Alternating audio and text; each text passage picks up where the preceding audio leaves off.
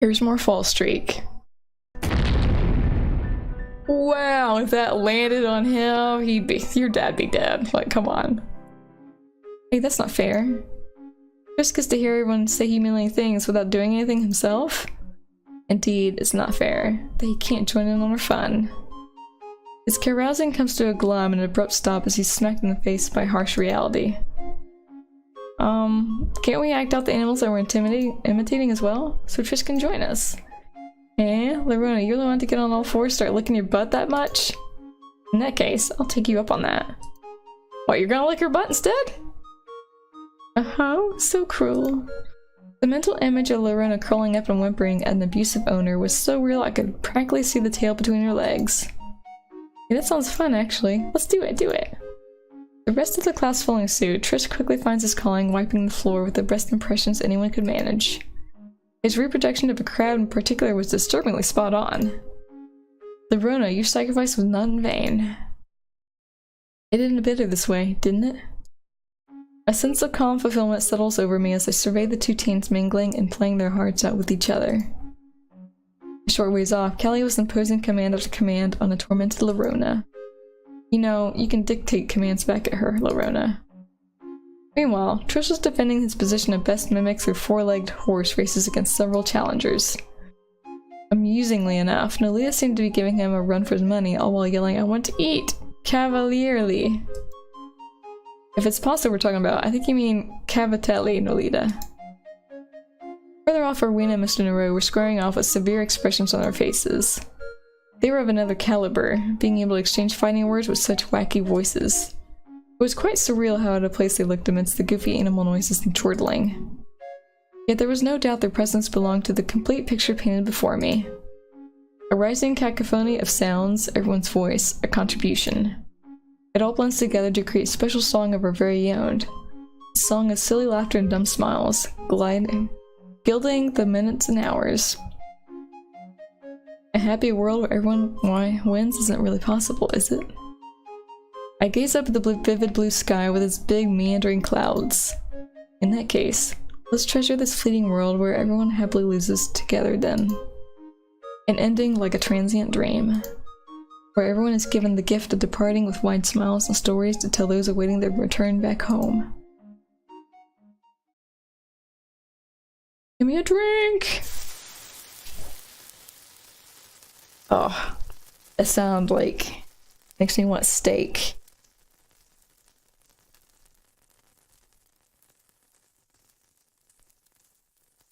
Actually, I'll settle for some rice. Sounds good right now. I don't have any soy sauce though, that sucks. I don't like that Worcestershire sauce. The peaceful sounds of cooking. Enveloped in the fading rays of sunset, I rest my head against the kitchen table. Though the enticing aroma tickled at my empty stomach, fatigue was also hitting me at full force. Ooh. My breath slow as my consciousness dwindles into uncomfortable darkness. Have an eventful day, Aid? The darkness disperses at the sound of plates heavy with food being placed before me. The sun was now barely clinging onto the horizon's edge. Eventful. That's one way to describe it. Today was fun in a lot of ways, but I'm spent. On a different note, did you really make cauliflower again? Can't you switch it up and make broccoli or something? You know this isn't a broccoli house, Aid. I gaze on dubiously as Papa shovels mounds of the puffy white veggie onto his plate.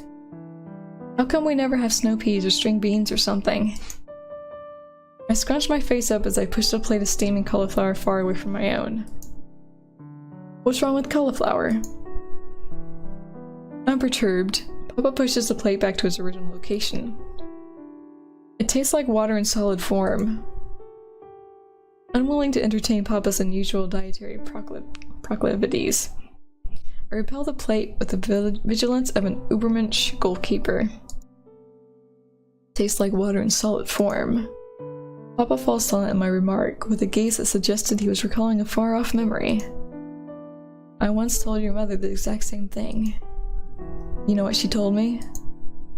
I believe that's called ice, dummy. I suppose you would know best what tastes like water in solid form, considering how uninspired your cooking is. Youch. Oh, Papa had some actual axe lying around for that sick burn. Eating cauliflower goes against my beliefs. As its name may indicate, cauliflower is a flower and I'm a staunch pro-flower activist. Even as I utter the words, a memory of our group gleefully plucking flowers by the stream not one day ago flits across my mind. Whatever, he doesn't know that. Learning to like it wouldn't hurt. Papa pushes the plate back again, causing a strange sense of passion to well up inside me, like the desire to liberate an oppressed people from their subjugation. The working class refuses to budge to your commands. We have nothing to lose but our chains. I push the plate away once more and prepare to block its expected return. But our game of tug-of-war abruptly comes to an end. Papa hadn't pushed the plate back, leaving it to sit forlornly at the edge of the table. I used to think little of eating cauliflower too, you know. But after seeing how much your mother loved it, somewhere along the line I began to enjoy eating it as well. It was always the strangest things that seemed to make her happy. A somber ambience took hold of the room as Papa reminisced. The glorious revolution seems to have fiddled out. Pulling the plate of cauliflower back to me, I scooped a modest portion onto my plate. Anyways, it wasn't like I disliked cauliflower. It was just dull if you didn't defy and rebel against authority every once in a while. Why did Mother like cauliflower, though? Munching away heartily, I raised the question of why she was passionate about such an oddly specific thing. Papa watches me gobble down food with a healthy appetite for a bit before speaking. To explain that, it's important to understand the nature of our Socotrine. The reason it is a closed world is because the veil of mist that envelops its boundaries has a dangerous property of distorting reality. It causes you to lose your mind to madness such that no matter how far you travel into it, in the end you always end up coming back the way you came. That's why it's a mystery how my master led the UL refugee convoy to Socotrine. Before that, there was only one way for us to learn about the lands beyond our own. Socotrine's main river, Eviget. Papa nods. Your mother was an infinitely curious woman that was very fond of collecting the unknown land artifacts that flowed down Eviget. Her eyes would always light up, in particular whenever we discovered UL tomes. The reason she loved cauliflower had to do with one of those writings. I remember her words. Cauliflower has a deep history to it, carrying symbolism in a prominent UL region. It represents the mythical tale of a virgin mother and the huge white star that guided the people to their child's crib. Your mother always seemed to be talking about things I could never make heads or tails of. Mustering a meager smile, Papa drops his gaze to the ground. Speaking about Mother, it clearly strained his heart. I can't stop now. Why was she so obsessed with the unknown lands? That probably had to do with her upbringing. Your grandmother was a powerful duchess known for her cunning brutality. Her ambition and influence was such that many feared her rise to power. However, in a plot believed to be orchestrated by a rival old aristocracy faction, she was assassinated and your grandfather succeeded her. As the spouse of political marriage, he held ambitions of his own that ran contrary to your mother being the next line successor. So he locked your mother away under the pretense of trauma and mental instability at your grandmother's death. Sequestered in her chambers from a young age, unable to ever leave, your mother was made a prisoner of her own home. Her yearning for freedom was such that even when released from that burden, she was not sated, always longing for more. It's not enough. Those were the words she told me, as if the closed world of Socotrine were just another cage. She wanted to escape Socotrine and see what lay beyond. Maybe it's because I've grown up reading her collection for all my life, but... Did you know, Papa? That's my wish as well. Oh, music stopped. That's not something I wanted to hear. Papa. This tangled knot rooted deep in my chest. I can't bear it anymore. Papa, will you tell me? If I don't ask now, will there ever be another chance? Or will I live the rest of my life carrying this aching emptiness inside me? How? Stealing my beating heart, I forced the words out of my throat. How did Mother die? You really gonna do this to him? Look at his face! He's clearly depressed. My desire to know felt all-consuming, like a maddening hunger that could not be sated. It possessed me, pressing me forward despite the crushing dread. You've kept it from me for all these years, but I can't accept that anymore. Please tell me. Felt like I was suspended in time, unable to advance, retreat, or even breathe. But even then, I don't back down. Tell me. Your mother was killed. I killed her. Oh shit! What? I mean, inadvertently or on purpose?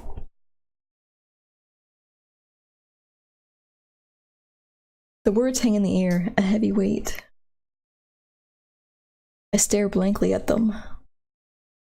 Blankly. Stare.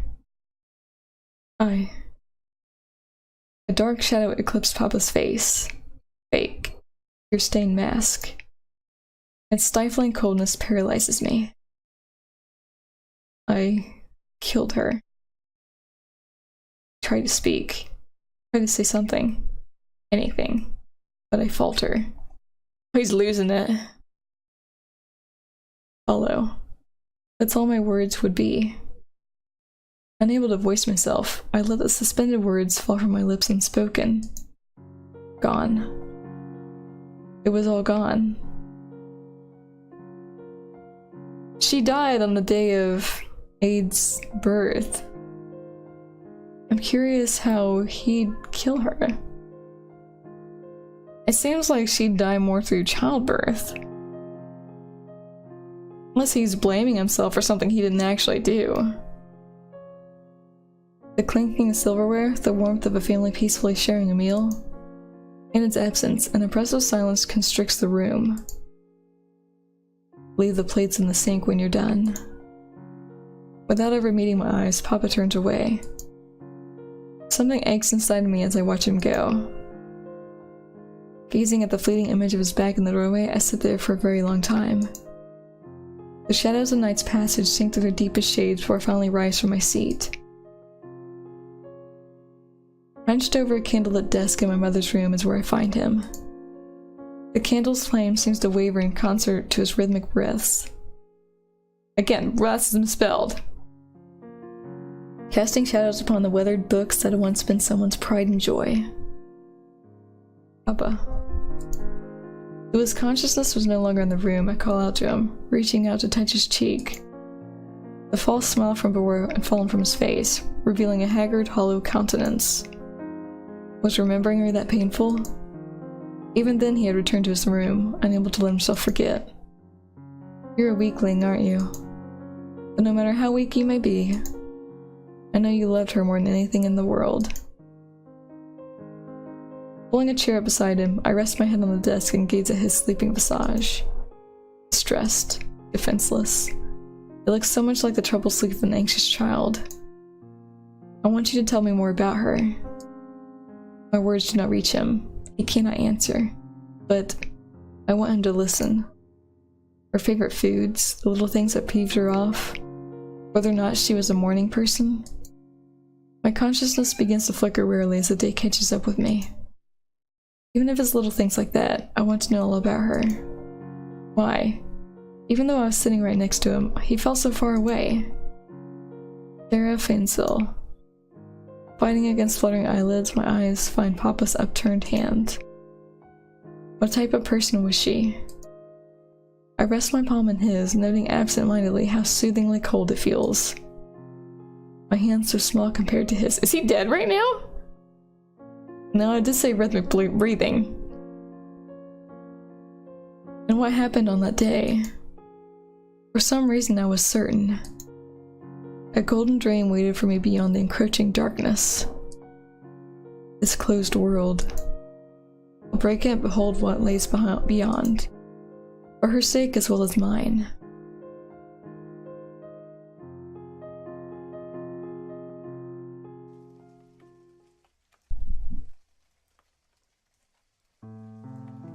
The sound of falling rain. Its rhythmic patters seep into my consciousness, coaxing my eyes open. My bedroom ceiling. However, something seemed off. The right side of the ceiling looked blurry and out of focus. Huh? When I bring my hand to my right eye, it comes away wet. Tears? Perplexed, I try digging through my memories. Last night I fell asleep in Mother's room. Papa probably carried me to my room afterwards. I remember being gripped by a strong conviction that I returned to the Golden Dream, but that couldn't be right. I always remembered what happened in the Golden Dream and see clearly as my waking hours. But right now I couldn't recall a thing. A gap in my memories.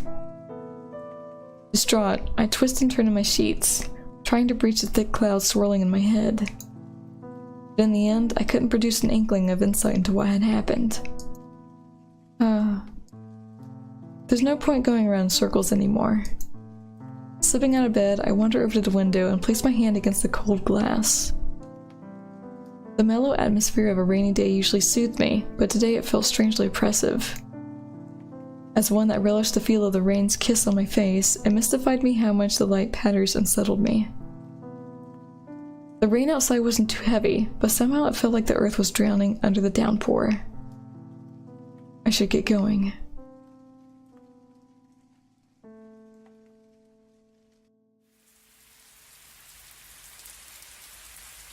Descending the stairs to an empty house, I donned my rain gear and set off into the falling rain.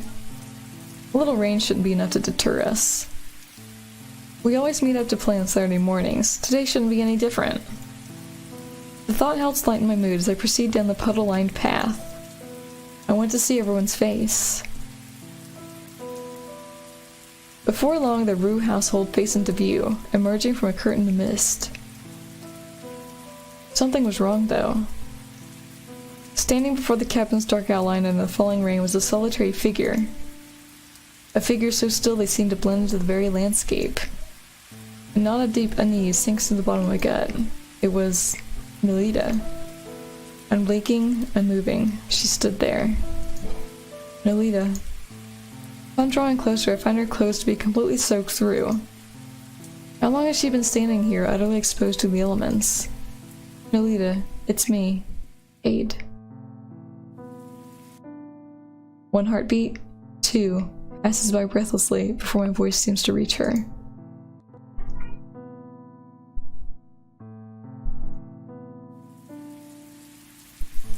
But the eyes that turned to face me, they were unrecognizable. I did not know them. Vacant and unfocused, they stare through me, looking at something far away. Like the glass spheres of a discarded doll. Nolita, aren't you cold? I reach out and grasp her hands. Cold, clammy. Her skin had chilled immensely from being exposed to the falling rain. Nolita. A sharp throbbing within my chest. I realized it hurt. It hurt to see her like this. Let's get you inside. Hey, Blues! Gently tugging on her, I lead her back into the cabin. Inside I find Brezel huddled in the corner of the room, his head cradled in his hands. Nolita had fallen into a catatonic state, but unlike her, he was trembling uncontrollably in a spell of mania. Gently what? While I was concerned about him, I needed to prioritize treating Nolita. I had no idea how long she had been out there. Stripping off her wet clothes, I wipe her down thoroughly with a towel and drape a blanket over her. As I go to light the stove, though, a stifled scream makes my heart catch in my throat. Reacting to the stove's glowing embers, Brezel presses his body against the wall. Unable to retreat any further, though, he lashes out frenetically at the nearby furniture before slipping and slamming against the ground.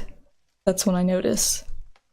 From the arms he was cradling desperately against himself, something dark was dripping onto the floor below. Illuminated under the stove's flickering light, his fingernails produce a wet squishing sound as they scrape out more of the dripping dark fluid. He was gouging at his own flesh.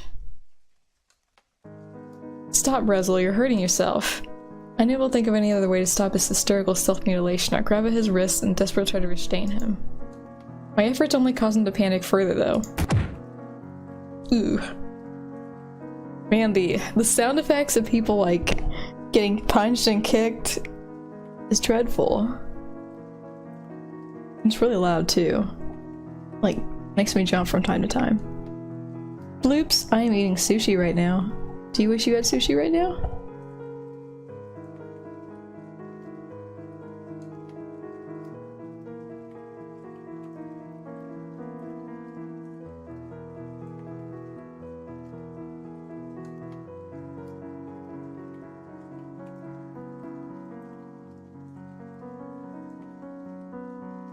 Such sushi whores. Stars begin to swirl in my vision as I'm knocked to the ground with such force I momentarily black out. I don't know, the good kind? Undeterred, I get up and try once more to hold him down. I heard bones break there. Unable to bridge our size difference, I'm blown away like an errant leaf. I didn't order it, it was a buffet. I have to stop him. He's already lost so much blood. Rising on shaking legs, I stumble forward again. But before I can reach out, my legs give and I crumple to the floor. Ruzzle. Well, you really did me in. At that moment, something happens. A pale white hand extends from the darkness, wrapping around Brezel's head and covering his eyes. I'm here. Nolita. Nolita. I'm here. Weakly, feebly, Brezel collapses to his knees. But Nolita does not let go. I'm here. Where are you, Brezel? I'm here. I'm here too. Reaching down with the right hand, Nolita touches Brezel's trembling fist. As if cast with a spell, the shaking stops in the two intertwined hands, his bloody, clawed hand in her frigid porcelain hand. The darkness nibbling at me again. It's biting me. It never stops biting. It's okay. I'm here. I'm here! We're both still here. So it'll be okay. As if grasping for a lifeline, the two tightly clasped hands. And I'm over here just watching it like, okay. I'm gonna go home now, since you guys are okay and you're here. Perhaps because I hit my head too hard, it takes a while for me to come back to my senses. Pulling myself off the ground, I take the opportunity to douse the stove flame while Brezel's eyes are shielded. When I return to check on them, I find the two sprawled out, fingers still intertwined as they slumbered. With a sigh full of many different emotions, I crouch over Brezel with a first aid kit I had recovered from the kitchen. That's when I hear the sound of the cabin door opening. Oh, it's you, Mr. Demolier. Why does he never look happy? What have you done, child? It's as I feared. Looks like it was particularly nasty this time as well. Though his timing could have been a bit more ideal, I was relieved he was here. Could you give me a hand patching Brezel up? I'm having some trouble here. Your hands are all smeared with blood, Shaladay. So are you, Shalatus. Bleeding on young girls is a bad hobby, Brezel. Mr. Demolier shakes his head in disapproval as he washes, disinfects, and dresses Brezel's wounds with practiced ease. Something like this must be child's play for a seasoned war veteran like you. His composure and expertise were on an entirely different level. I am more impressed at how calm you are staying, Shawade. I think wary describes my current state better than anything else. In any case, Brezel should recover from his injuries without any lasting damage beyond some scar tissue. It had been difficult to tell in the darkness before, but now that I was able to take my time, I realized there was a lot less blood in the room than I initially thought. Mr. Demolier and I spent some time cleaning up before carrying the Rue siblings to bed and making them comfortable. Talk about high maintenance. Even now they are both stubbornly clinging to each other's hands. In order to leave their right hands connected, we had placed Brezel in a pretty awkward position on his stomach. It was almost unfair how comfy Nolita looked, all curled up under the sheets. Oh well. Letting the tension leak from my body, I settle down next to Nolita and watch on as her chest rises intermittently in concert to her breaths. Mr. Demolier, I have some questions I'd like to ask about these two. While I'd refrained from prying too much before, things had changed with this last incident. I'm not certain if I can give you any answers, but continue. She's gonna be like, nope, can't give you any answers. Here's a door, leave. I'd take some time to gather my thoughts before proceeding. Before, you were talking like how you knew this could happen. You know the cause behind these episodes, don't you? Indeed, you are not mistaken. Will you tell me why this happened then? Mr. Demolier goes quiet as he mulls over what to say. To explain what happened, I will have to go into the past, which I'm afraid I cannot do. You don't think I have a right to know after this experience? My apologies, but the young master has explicitly instructed me not to tell you anything. I'll have to get creative if I want to parley with Mr. Demolier. Let me approach this from a different angle then. Nolita spends just as much time under my care as Brezel does under yours. Any information you withhold is that much less I'm equipped to deal with should a crisis arise while I'm with her. Is it true that you're the closest one to Charlotte after Brezel? While Brezel might have you around if something goes amiss, who can Nolita depend on if something happens during the day? For the sake of Nolita's well-being, I insist that you tell me what you can. I make a point of staring firmly into Mr. Demolier's eyes as I assert my position. Oh, it's a battle between alphas! Homemade tacos today with ribs? Okay, get rid of the tacos and it sounds like a good meal.